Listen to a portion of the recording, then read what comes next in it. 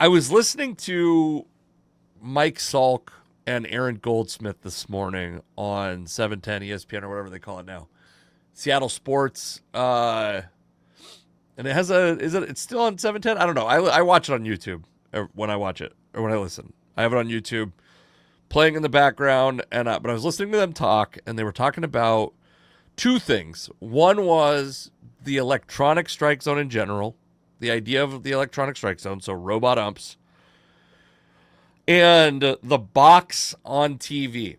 And these are two things that I've argued with my father-in-law about for years. And every time there's an update one way or another, he tells me I'm rarely paying attention to because to me, it's a no-brainer if you have the technology, which they obviously do, to have an electronic strike zone. My father-in-law will always be like, well, you're taking the human element. That's what he says. You're taking the human element out of the game. That's his argument for keeping human-called strike zones. So that would only be true, and I guess I'm just having a one-sided argument with my father-in-law while he's not here to defend himself. But the argument that I would make to his face, which we've had this discussion, and by the way, I love my father-in-law. There's no animosity here. The human element you're keeping is the human umpire's ability to fuck up and create unfair outcomes. Now, again, do we deserve fairness from sports? Has the idea of competitive sports promised us fairness? I don't think so. I don't think it's promised us fairness. Like I said, that we don't have any control over the weather. We don't have any control over, sequencing of events, or, Randy Johnson hits a pigeon fly. I mean, it's obviously in spring training, but there's so many elements that are out of humans' control that I don't think sports have promised us fairness. Also, by the way, it's really unfair that Randy Johnson was 6'10", left-handed, and had enormous hands, and I had to be 5'10" and 3/4, and have, average-ish sized hands and short arms and not the ability to throw 98 miles an hour. That's unfair. I had a good curveball. I had potential. Give me some bigger hands and a taller body and longer arms. Who knows what I can do? It's not all fair.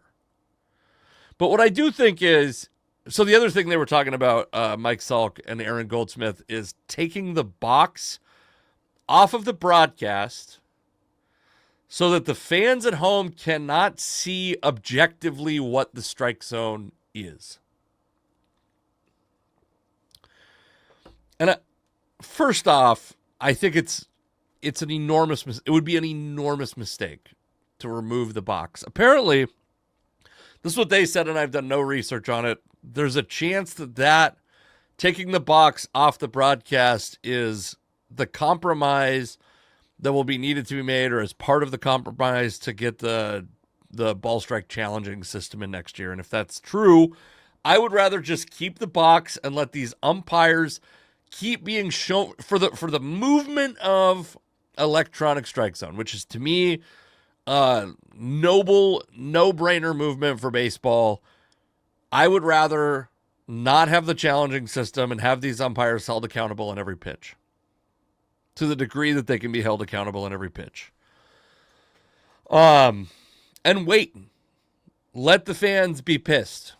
Let the fans continue to see stats from ump scorecards and stuff like that show that the umpires are affecting the game, sometimes a run or more, an expected run or more, because of the counts that they're creating with bad calls. But to me, all this kicking and screaming and clawing to stop Major League Baseball from implementing an electronic strike zone and to preserve this false sense of charm that, like, a guy making a bad call because a guy has consistently tricked him into calling the ball further and further outside throughout the game because he's able to hit his spots, and there's some either unwritten or mental association with hitting your spot off the plate and that control should be rewarded. as opposed to a batter has a strike zone that he knows, or a pitcher has a strike zone that he knows, and hitting that spot gets rewarded accurately all the time, or such a high percentage of the time compared to now, is, to me, it's the equivalent to me would be, so the football equivalent, doing that from taking that box off of the broadcast, the football equivalent that's so obvious is taking the first down marker away, because those guys get scrutinized on their spot, and they get scrutinized on their respots and how it relates to the first down line, and we have all this controversy around first downs. And if you take the line away, certainly fans would bitch about it less. It's not like they would go away completely. And especially, by the way, one of the ambiguities of baseball that doesn't exist in other sports is when you're looking at a pitch in a strike zone, in some ballparks, the angle of the camera is different. Tampa Bay, it's like directly over the pitcher. So you can see over the pitcher's head to the strike zone. And maybe there's a height limit. Maybe you can't have an 8-foot pitcher, but you get a straight-on view of the pitch in the strike zone, no matter what hand the pitcher's throwing from or throwing with. At T-Mobile Park and a lot of ballparks, especially older ballparks and not domes, it's offset to the right-hand side. So what it does is it gives you kind of an offset view of where the strike zone is. It makes, I think it gives you, I think, and I'm trying to do the geometry in my head, but I think that it makes outside pitches look more outside, and so right-hander against a right-hander, I believe it makes outside pitches look more inside pitches look more over the plate. And also, I believe it exaggerates the break on in-breaking pitches from left-handed pitchers because they have more motion across the screen. I think all that's correct.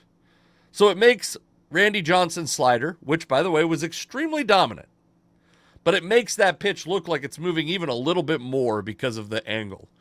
And it also makes, Greg Maddox's pitch that's coming back onto the plate, the backdoor fastball, this two-seam fastball that moved back onto the plate, makes that look like it's moving so much more, that kind of stuff is cool for baseball. It's fun to see the ball move around, but it also, it gives fans at home a skewed view where that rectangle strike zone gives fans a more objective yay or nay, was that a strike or not?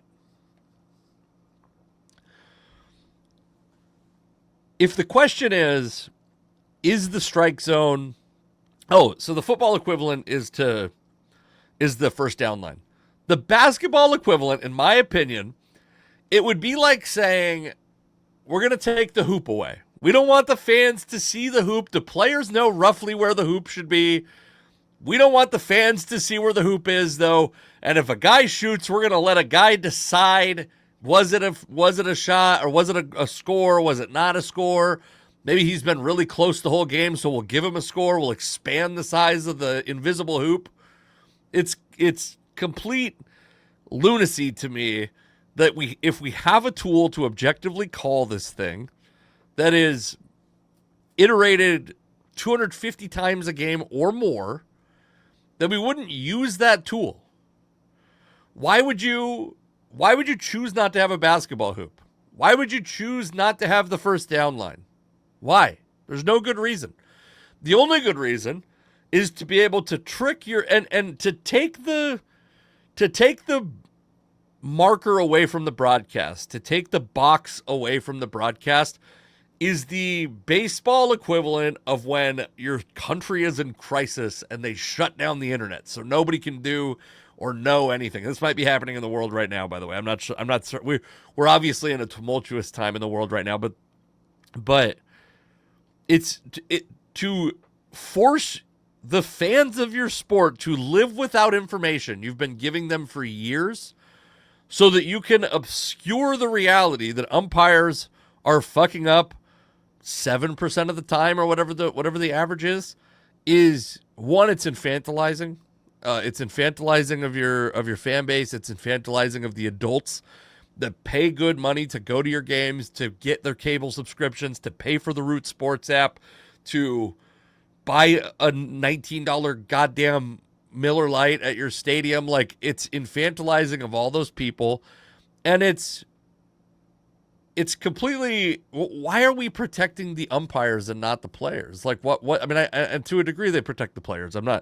But they don't protect the players from scrutiny. They don't, I mean, even like StatCast stats are out. We know the sprint speed of every player. We know the bat speed of every player. We know average launch angle and spin rates and so much stuff that we didn't used to know. And it's made the game richer for a lot of people. And by the way, even the people that say that they hate analytics, fucking don't consume them then.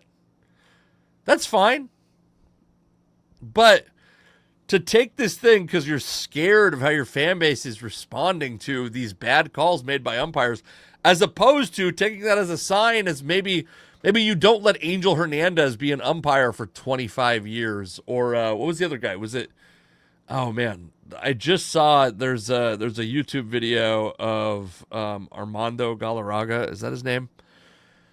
And Jim Joyce, who messed up that call. I mean, just these umpires, like, you gotta hold these guys accountable then. And if you're not going to, take the guesswork, take it out of their hands. By the way, I'm not advocating for fewer umpires. I kind of think the guy that's behind the plate, if he's not calling balls and strikes, maybe is putting himself at unnecessary risk of getting hit by the ball, of being concussed. But let that guy be somewhere else in the stadium. Let him be the guy calling balls and strikes. And I also think, by the way, and I've got this feeling about a lot of sports, but every scoring play should be reviewed in baseball, just like in football. And I'm fine with some, like, spirit of the rule things. Like, the idea when replay came in, what's happened a lot is the illusion of a player coming into contact with a base and then remaining in contact the entire time throughout a somewhat violent slide. When you put it in 120 frames per second 4K, we've been able to see that sometimes those guys come off the bag. It's not the spirit of the rule. The spirit of the rule is not to allow, the spirit of the challenge is to correct egregious errors and not to find the place where there's a millimeter of space between a guy's shoe in the bag or his hand in the bag and a tag is being applied in that moment. That's not the spirit. So I'm fine with the, like, this person is considered on the bag in the immediate time following them making contact with the bag. I'm fine with an exception there. But with the strike zone, it's just something that happens so much. There's so many iterations of it a game that it seems, and to take the box away to me would be just so insulting. You think I can't handle the information that your umpires suck? Or do you think that you think that fans are so stupid? You want to make this game, and also, here's another thing. The NFL has gotten huge in the post-Madden era. Now, some of it's gambling, some of it's whatever, but it's also, Madden opened the game of football, the strategy behind the game of football, up to a bunch of people who never had the size, speed, or mom who would let him play football competitively to get that strategy through experience. And we see the first down line on Madden. On MLB The Show, you see the box. You're pitching for the box. You want to drive in the concept of the strike zone? Show me the goddamn strike zone. But you also think your fans are so stupid that if you take the strike zone away, that they're just suddenly not going to care at all about close pitches? No, it's going to be less objective and they're going to be even angrier, is my guess. I don't think it's going to solve a thing. In fact, I think it'll exacerbate it. You think strike zone arguments didn't exist before the box was on the screen? No, that's so stupid. In fact, umpires have gotten better. I believe statistically they've gotten significantly better since the box got on the screen, which is great. That's great news. Why would you not want to keep trending in that direction?